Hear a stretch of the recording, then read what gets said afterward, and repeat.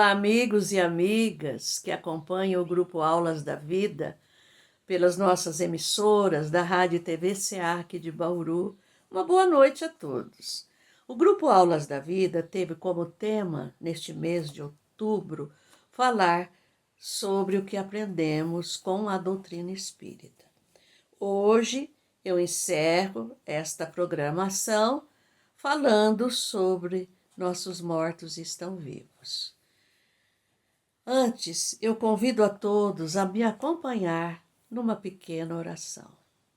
Deus Pai, Jesus de infinita misericórdia, estamos aqui reunidos em vossos nomes para dar continuidade à tarefa do Grupo Aulas da Vida, que é falar sobre o vosso Evangelho e os conceitos cristãos da doutrina espírita. Eu peço, Jesus, que esteja aqui entre nós e que possas abençoar a cada um dos nossos ouvintes, levando-lhe também a paz ao seu lar e a toda a sua família. E abençoe também a mim que falo. Obrigada, meu Deus. Obrigada, Jesus. Eu sou Amália e hoje, então, nós vamos falar desse assunto muito sério. Nossos mortos estão vivos. 2 de novembro é um dia consagrado aos nossos mortos, que é o dia de finados. Os cemitérios ficam cheios, as pessoas costumam lavar, limpar os túmulos, né? Decorar com flores, acender velas e, quando se lembram, também fazem uma pequena oração por eles, né? A visita a um túmulo é um modo, um meio de manifestar que nós não esquecemos daqueles que já se foram. Entretanto, nós não devemos recordá-los somente no dia de finados. Eles também ficam muito felizes quando nós lembramos deles nos nossos momentos festivos de alegria, um bom acontecimento familiar. Eles ficam muito contentes e felizes com isso. E a gente aproveita neste momento para demonstrar-lhe a nossa saudade amorosa, o nosso carinho, por tudo aquilo que eles viveram conosco, com toda certeza. Esse ato de relembrar os nossos seres queridos, principalmente com uma prece sincera, e principalmente também enviando esta prece àqueles seres que já se foram e que nós sentimos que, pela sua conduta de vida aqui na Terra, não devem estar muito bem no mundo espiritual. E essa prece que nós fazemos com amor, com carinho por eles a recebem. E não precisa ser só no dia de finados. Pode ser qualquer dia, qualquer hora, qualquer momento, qualquer lugar que você esteja. Porque eles captam os nossos pensamentos, aquele apelo que nós fazemos a Deus, a Jesus por eles. E isso faz bem a eles também.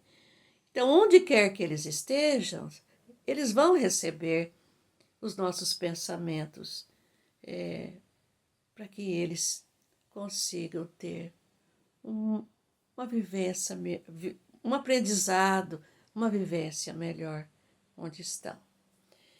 Independente da religião que professemos, ou até que sejamos ateus, a morte sempre acaba por nos surpreender. Sobretudo quando leva os nossos seres amados, aqueles queridos, ainda jovens, e isso produz um grande vazio dentro de nós e uma dor que parece que não tem fim. E nós queremos a todo custo respostas, explicações lógicas que tragam um pouco de conforto às nossas almas. Estas explicações nós podemos encontrá-las estudando a doutrina espírita, que ensina que o dia de finados é um tempo também de saudade e gratidão por aqueles que se foram, é um tempo de oração por todos eles, mas e de gratidão pelo tempo que eles partilharam a sua vida conosco aqui na Terra. Foi uma vida curta, uma vida longa, sejamos gratos a eles.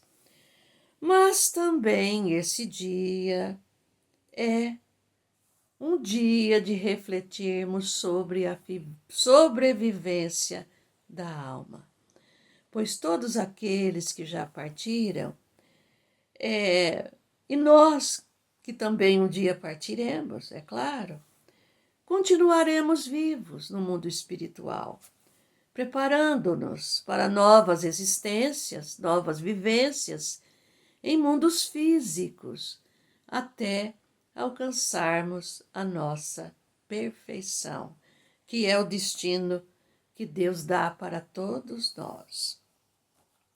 Por isso, nós devemos sempre meditar sobre a morte. Não tenham medo. Nós devemos sempre pensar nesse dia. Mas, afinal, o que é a morte? Todos sabem que a morte é um fenômeno natural, é inevitável, atinge a todos nós. E como diz a sabedoria popular, ninguém nasce para semente. E é verdade, todos passaremos pela morte um dia, seja mais cedo ou mais tarde, né? Allan Kardec, um grande pensador sobre a morte, ele faz uma pergunta aos espíritos da codificação, e é a seguinte: qual a causa da morte entre os seres orgânicos, entre os seres vivos? Essa é a questão número 68 do Livro dos Espíritos. E eles respondem da seguinte maneira: o esgotamento dos órgãos. Só isso. Uma resposta curta, mas se nós formos desdobrá-la em explicações, ela terá muito que nos dizer. O esgotamento dos órgãos.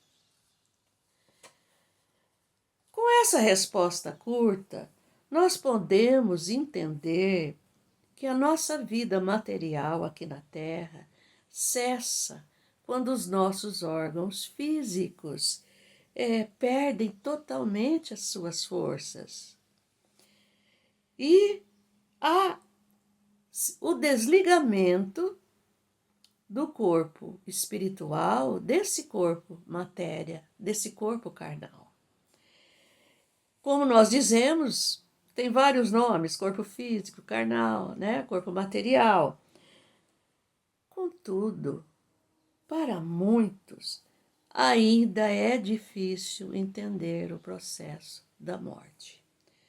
E mesmo que a maioria das religiões cristãs ensinem que a alma sobrevive, muitos ainda, por não querer aceitar a morte, por ignorância, por incredulidade, eles têm uma teoria. O que eles dizem? Morreu, acabou. Acabou, sim, o corpo material, esse corpo de carne. Mas, como diz a Sagrada Escritura, tu és pó e ao pó voltarás. Mas o corpo espiritual, esse não morre nunca. Quando Deus cria um espírito, é para a imortalidade, é para sempre. Deus não iria fazer uma obra incompleta. Não. Ele não iria. Lembre-se que ele nos deu livre-arbítrio para que nós através das nossas escolhas, nós podemos triunfar como espíritos. E posso dizer sim, que esse corpo espiritual continua vivo e volta para o mundo espiritual, para a nossa pátria espiritual, que nós costumamos dizer. Certa vez, Chico Xavier foi interrogado numa entrevista que ele estava dando sobre o que significava a morte para ele. E ele dá a seguinte resposta: a morte, a meu ver, é uma mudança de residência, sem a transformação da pessoa, porque a vida continua com tudo aquilo que colocamos dentro de nós, seja bem ou seja aquilo que nós denominamos de mal. Passamos para outra vida com tudo aquilo que fizemos de nós mesmos. Olha que resposta maravilhosa. Ele considera a morte uma mudança de residência. E é. É como se a gente saísse de uma cidade para mudar para outra. Você vai do mesmo jeito, chega lá do mesmo jeito, né? Com os seus pensamentos, o seu jeito de ser. E a morte é isso. Não é porque você vai para o mundo espiritual que você já vai se tornar um santo. Não. Nós passamos para o outro lado de lá como somos aqui, com nossas limitações, com os nossos erros, nossas falhas e também com os nossos ganhos. Com certeza. Ninguém muda. Nós continuamos como somos aqui na Terra. O próprio Mestre Jesus atestou a imortalidade da alma, quando ele, após o seu martírio, ele aparece e conversa com Maria Madalena, sua fiel servidora. Ele faz uma caminhada com 2 discípulos no caminho de Emaús, esses 2 discípulos lamentando a morte de Jesus, inconformados com o que tinham feito com seu mestre querido. Jesus aproxima-se deles e faz uma longa caminhada com eles e, ao mesmo tempo, instruindo-os em tudo o que deveriam fazer. E eles, muito tempo depois que Jesus se deu a conhecer a eles quem era, ele também se materializa entre os seus apóstolos amados. E Tomé, o incrédulo, que não estava acreditando naquela materialização, Jesus já tinha morrido, como é que poderia estar ali? E ele pede a Tomé que toque as suas feridas, para que ele provasse que ele estava ali mesmo. Olha, nós sabemos que meditar sobre a morte implica você ser um cristão, implica você conhecer a vida de Jesus, o que ele fez aqui entre nós. E mesmo a gente conhecendo tudo isso, muitas pessoas preocupam-se com o dia da sua morte ou de um ser querido seu e ficam preocupados se a separação do corpo espiritual do corpo físico é dolorosa. Muita gente faz essa pergunta. Quer dizer, será que a gente sofre muito para deixar o corpo? O Espiritismo nos orienta que frequentemente o corpo físico sofre mais durante a sua permanência aqui na Terra do que na hora da morte. Por quê? A morte natural, aquela que chega com o avançar da idade, dos anos, com a falência dos seus órgãos, vamos dizer assim, ou então por uma doença incurável, uma doença terminal, que pode ser até numa pessoa jovem, que padeceu vários meses, né, semanas, até anos. Esse desligamento do espírito da matéria vai se acontecendo aos poucos.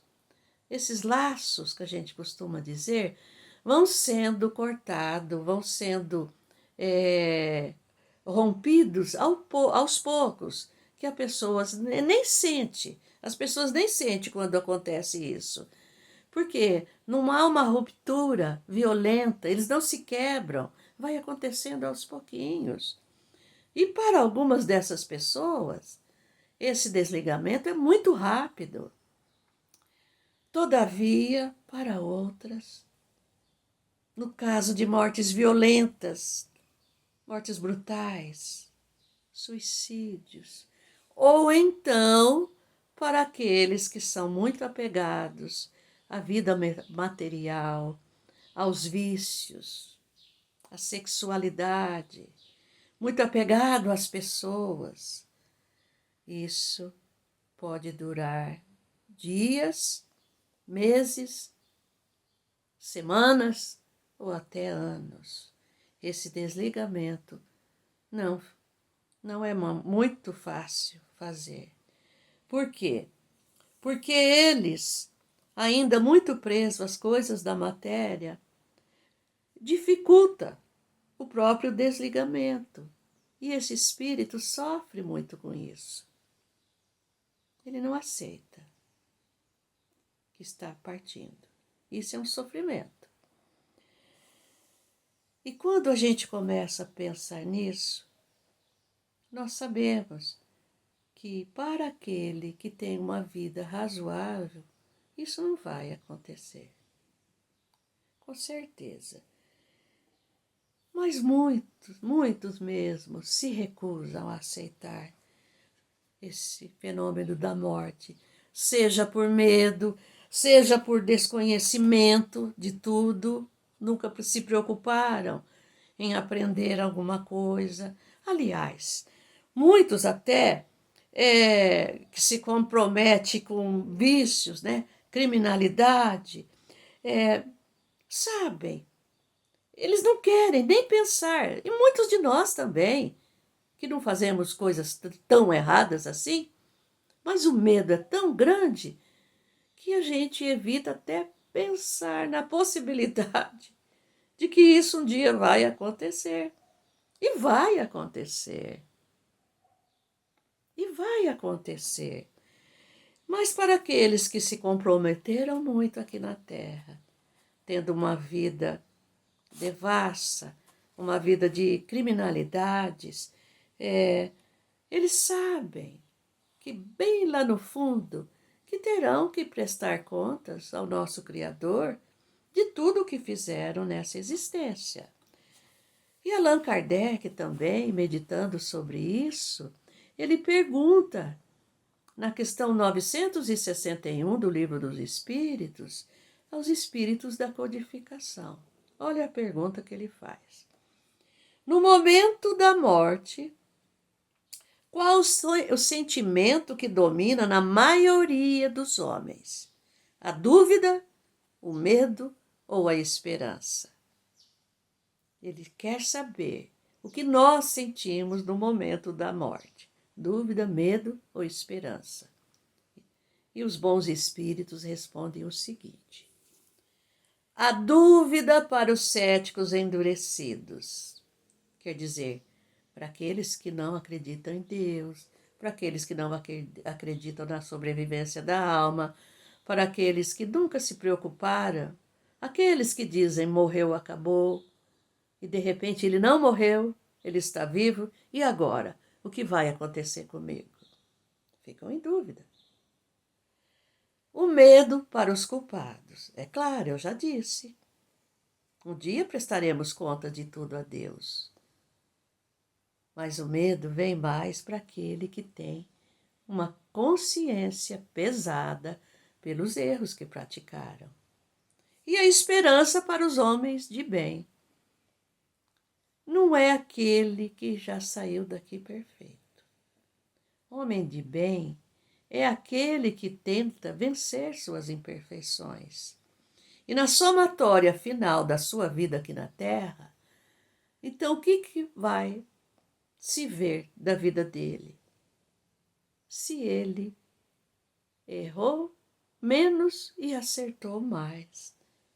Aí sim nós podemos dizer que existe para esse a esperança de um lugar bem melhor. Por muitos séculos, pessoal, a teoria do céu, do inferno, do purgatório é pregada por outras religiões cristãs, muito contribuiu para que o homem se considerasse um pecador, condenado ao fogo do inferno, mesmo que fosse faltas leves.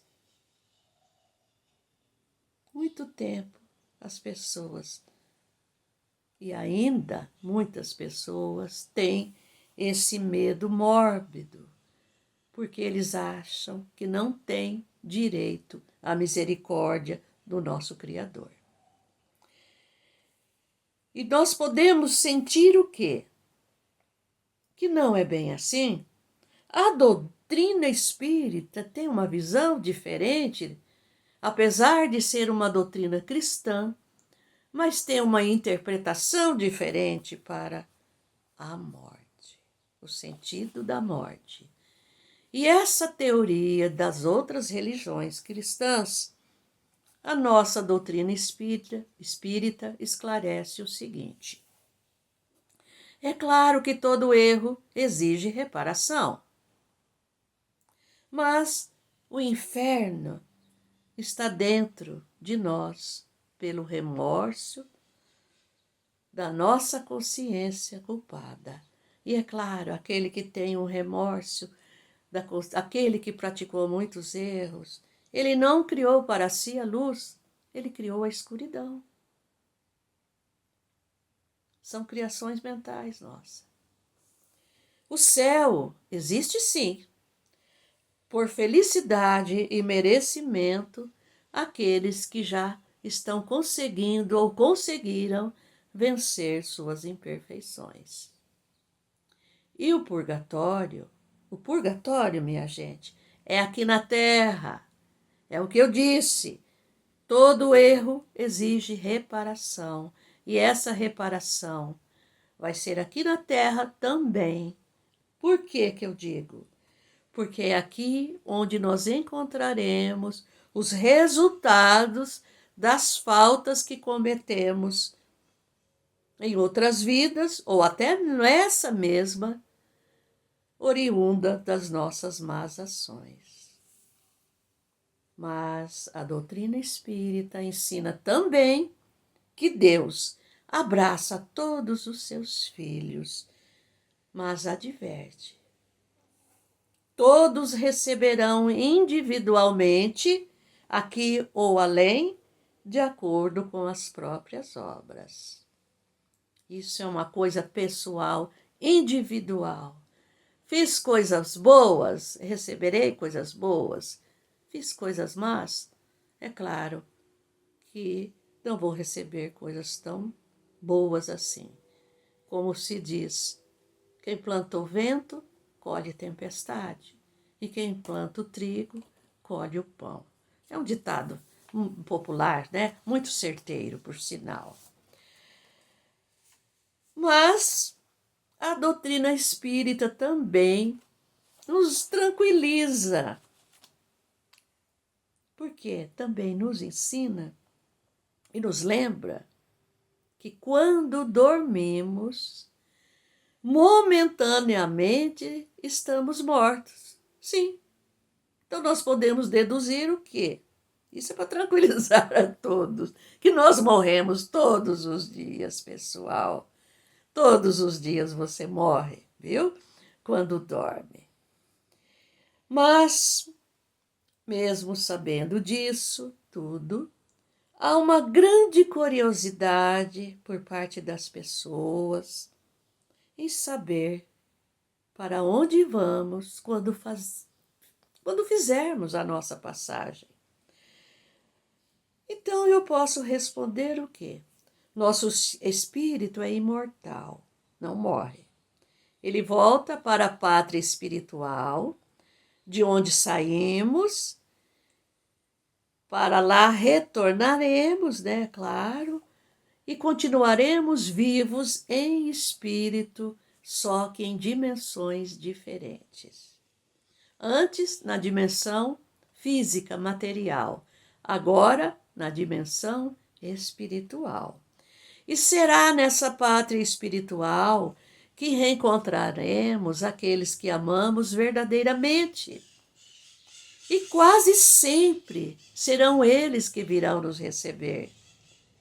Serão eles também, quase sempre, que auxiliam a desatar os nossos laços na hora do nosso desencarne, a nos libertar do corpo físico, aquele laço que prende o corpo espiritual ao corpo físico, ao corpo carnal, como eu já disse a vocês. A bondade do nosso Criador é tão grande que mesmo aqueles espíritos considerados infelizes, e como eu disse lá atrás, que criaram para si a escuridão, praticando erros, né, aqui na Terra, eles têm o amparo dos seus anjos guardiões, que esperam com paciência o seu arrependimento sincero para ajudá-los e encaminhá-los para a luz espiritual. Não há ninguém que fique desamparado diante da morte. Nós, espíritas, acreditamos piamente nas palavras de conforto que Jesus disse à sua amiga Marta e sua irmã Maria, na ocasião em que o irmão Lázaro, irmão de Marta e Maria, vítima de uma doença, morre. E Marta escreve então uma mensagem a Jesus. Jesus estava fora daquele local, que ele voltasse, que seu amigo havia morrido há 4 dias. E Jesus retorna, porque amava demais Lázaro, amava demais essa família. E Jesus, indo ao encontro de Marta e Maria, Jesus as abraça e chora com elas, de ver o sofrimento daquelas 2 irmãs, que aquele arrimo de família estava indo embora. Jesus abraçando Marta com muita piedade, com muita compaixão, ele lhe diz: eu sou a ressurreição e a vida. Quem crê em mim, ainda que morto, viverá, Marta. Você crê em mim, Marta? Você crê em mim, Maria? Creio, Senhor. Creio, Senhor. Quando nós vemos essa bela passagem da ressurreição de Lázaro, né? Que passou por uma morte aparente. Então, nós vimos que Jesus chorou pela dor delas. E muitas pessoas me perguntam: Amália, algumas pessoas espíritas já me disseram que eu não devo chorar pelo meu ser querido que se foi. Não é bem assim. Nós podemos chorar, sim. Nós podemos sentir saudade. Podemos viver o nosso luto. Podemos. Sim, fazer tudo isso por aqueles que se foram. Mas primeiro, não demorar tanto assim nesse luto, porque a vida continua. Há outras pessoas ao nosso redor que precisam de nós. E mesmo nós sabemos sobre tudo isso, da morte, que a morte vem de Deus. Mesmo sabendo isso, nós ainda não conseguimos recebê-la com alegria. Porque tudo que vem de Deus é bom para as suas criaturas. E ainda nós não conseguimos enxergar a morte como um bem. Mas em mundos mais avançados, os seres que ali habitam veem a morte como um bem, como uma transformação positiva. E dizendo isso a vocês, por mais aqui na Terra, nós, por mais que a gente tenha conhecimento e compreensão, nós ainda sofremos muito com a separação de um ente querido, né? E sabendo de tudo isso, que a morte não existe, o que nós não podemos fazer? O que a doutrina espírita recomenda? Como eu já disse, primeiro, não demorar tanto assim no luto. Que nossas lágrimas sejam de aceitação, resignação e fé. Fé. Como Jesus disse a Marta, você crê, Marta? Fé. Não cultivar uma tristeza depressiva, afastando do mundo, afastando de tudo, às vezes blasfemando contra Deus. Sim. E todos esses sentimentos negativos, pessoal, incomodam nossos entes queridos lá do outro lado. Eles recebem o apelo dos nossos pensamentos. E isso os incomoda muito, porque influi no seu equilíbrio, que estão tentando conquistar do outro lado. Eles também sentem saudades. O que nós devemos fazer nesse caso?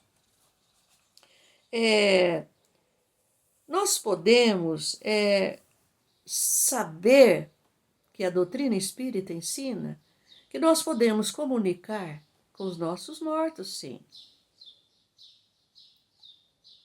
Seja durante o sono, que você se liberta do corpo, e você pode ir visitá-lo. Seja pelo sonho, aí você talvez lembre numa forma de sonho. Seja pelos pensamentos, pela intuição que você recebe deles, ou do seu anjo guardião, te tranquilizando, e pela abençoada mediunidade que nós temos no Espiritismo, que é a mediunidade falante, aquela que fala, e a mediunidade escrevente, aquela que escreve, que nós denominamos de psicografia. Para aqueles que acreditam, vão em busca de receber uma mensagem, seja uma mensagem oral, né, pela fala, seja uma mensagem escrita.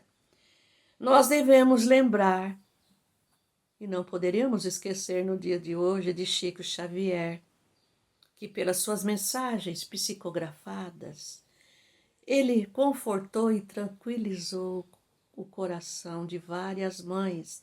Ele dedicou grande parte da sua vida ao conforto dessas mães que não aceitavam, não entendiam esse processo da morte.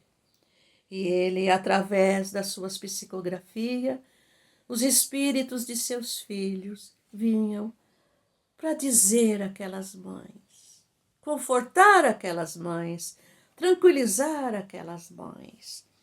E sempre declaravam: mãe, eu estou vivo, eu não morri. O escritor Caio Ramacciotti escreveu vários livros sobre essas cartas, narrando cada história, várias cartas ele narra em seu livro. E eu escolhi uma dessas narrativas dele, do livro Vida mais... Não, Vida no Além. Eu escolhi uma dessas narrativas, uma dessas cartas que Chico recebeu para uma mãe que estava inconformada e não se consolava com a perda de seu filho. Chico, através da sua mediunidade, ele escreve o seguinte. E isso quem narra é Caio Ramacciotti, viu? O jovem William, perto de completar 18 anos, desencarnou junto com outras 58 pessoas num acidente de ônibus, um ônibus escolar, que caiu num rio em São José do Rio Preto, estado de São Paulo. O jovem William, pelas mãos de Chico Xavier, dita uma carta a essa mãe que foi em busca de um conforto. As pessoas levaram esses pais, essa família, para receber esse conforto através da psicografia de Chico. E ele diz assim: estou presente, rogando à senhora que me ajude com a sua paciência. Tenho sofrido mais com as lágrimas da senhora do que mesmo com a libertação do corpo. Isso, mamãe, porque a sua dor me prende à recordação de tudo o que aconteceu. E quando a senhora começa a perguntar como seria o desastre, no silêncio do seu desespero, sinto-me de novo na asfixia. Esta narrativa do jovem William alerta-nos que, em benefício daqueles que se foram, que façamos um esforço para mantermos a serenidade e a confiança em Deus, porque ninguém fica desamparado mesmo. O pranto descontrolado e a revolta, imaginando se essa criatura sofreu muito, como que foi, como será que ele sentiu, o que aconteceu, assim, detalhando, né? Mentalizando em detalhes essa condição do seu desencarne. É claro que você está mentalizando novamente o sofrimento que passaram, e isso chega até eles. E eles sofrem muito com isso, pois assimilam toda essa carga negativa desses pensamentos dolorosos e os impedem a encontrarem a paz de que necessitam. Muitos espíritos que desencarnam em condições acidentais, para o bem desse espírito, é difícil até para a espiritualidade contê-lo, porque eles não ficam em paz. E aquele pensamento chama-os de volta. Eles sofrem muito.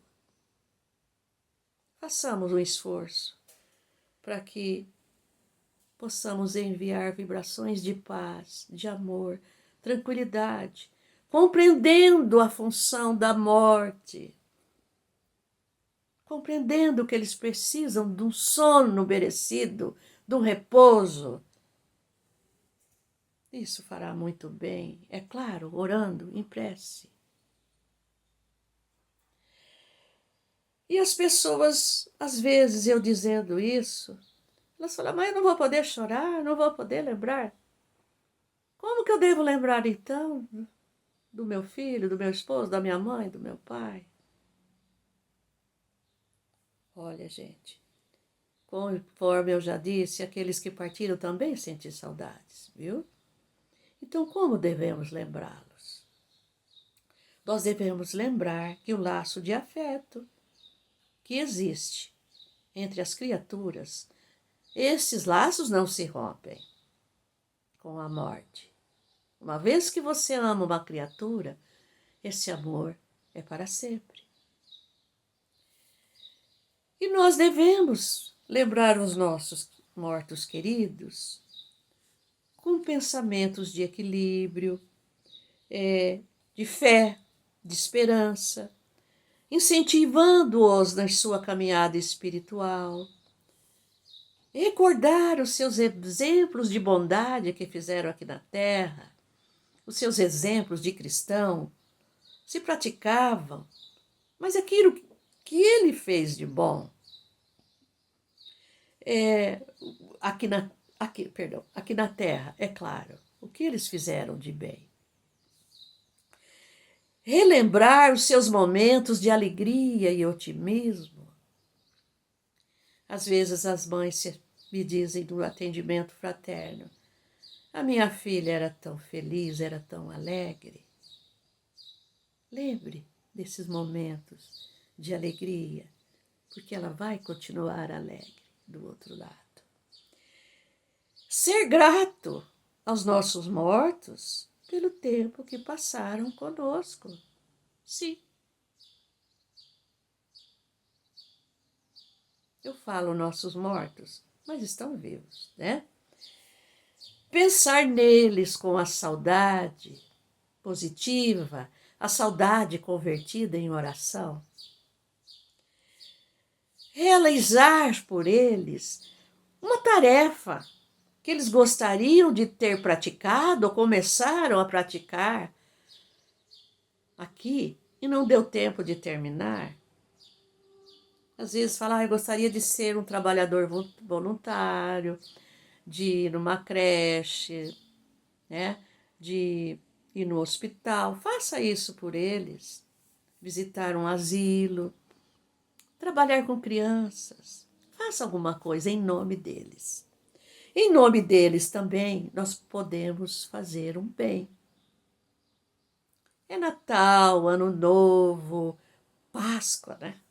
Chocolates, crianças que esperam o ovo de Páscoa, os presentes natalinos, aniversários. Façam bem, principalmente às crianças, em nome deles.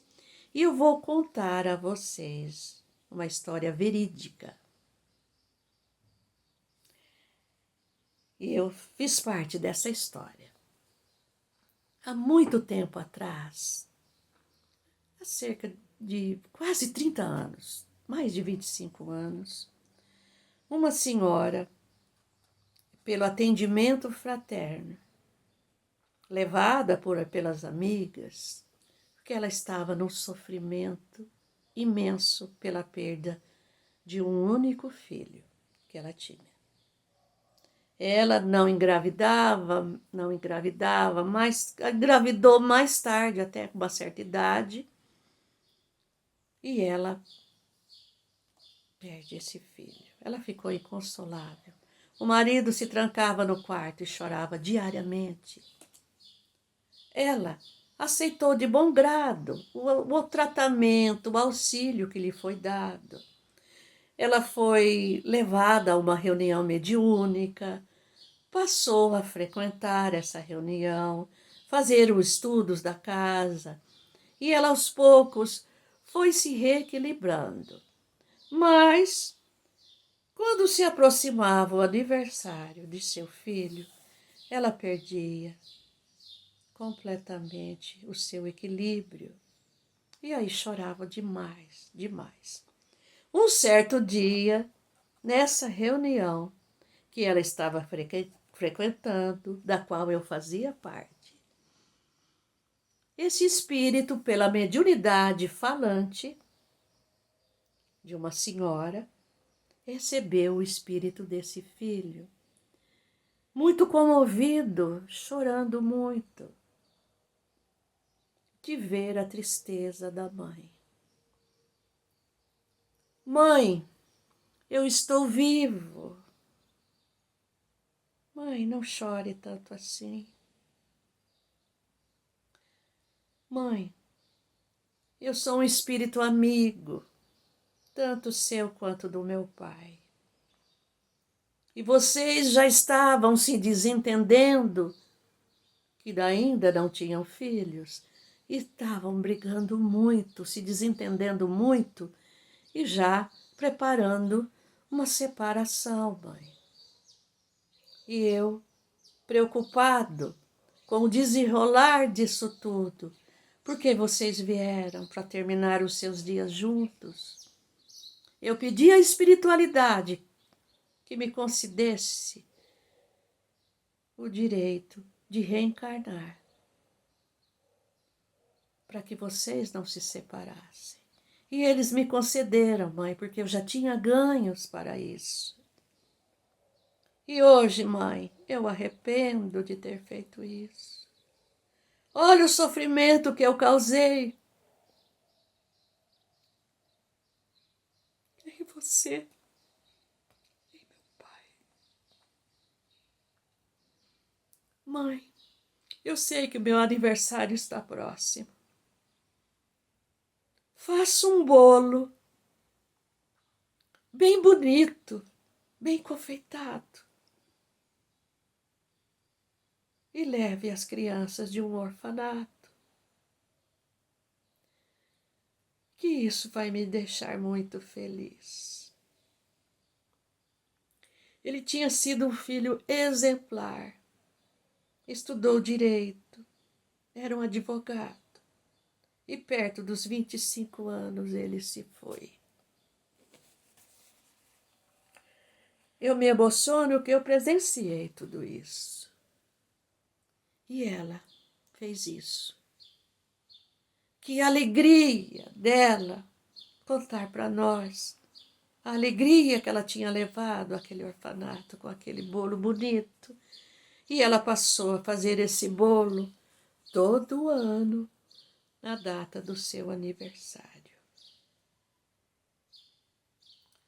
Imagina a alegria desse filho. E mais tarde ele se comunicou novamente. Eu estou sempre ao seu lado e ao lado do meu pai. E te acompanho quando você leva esse bolo. Demoraram-se alguns anos, 10, 15, não sei. Mas esses pais também já se foram para a espiritualidade. E com certeza, quem estaria ali para recebê-los? É claro que seria esse filho amado. Olha, pessoal, transformemos a dor da saudade em obras de amor consagradas à memória daqueles que já se foram. Hoje, amanhã, no futuro, quando Deus permitir, estaremos novamente com eles, porque a morte não existe. E para finalizar, vou dizer a vocês o seguinte: assim como os animais, as plantas, nós, seres humanos, somos seres orgânicos que nascem, crescem, reproduzem-se e transformam-se.